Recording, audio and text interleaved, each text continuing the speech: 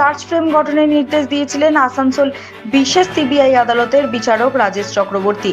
সেই নির্দেশ মতো শুক্রবার কয়লা পাচার মামলায় মূল অভিযুক্ত অনুপ মাঝি ওরফে লালা সহ অন্যান্য অভিযুক্তদের আসানসোল সিবিআই বিশেষ আদালতে হাজির করা হয়।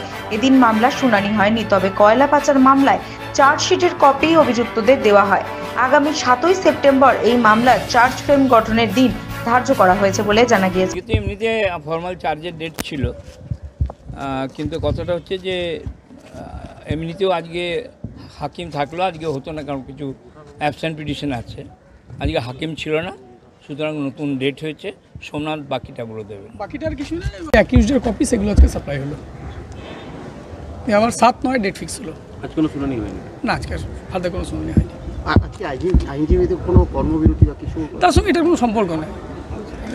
মানে আজ বিচারক কর্মবিরতি বলে কোনো কিছু নেই, তবে কন্ডোলেন্স একটা আছে, একটা সেকশন অফ দি লয়ার সেটা করবে। গোয়াজু লাইক যদি যান যেতে পারেন, না গেলেও না যেতে পারেন, এরকম আছে।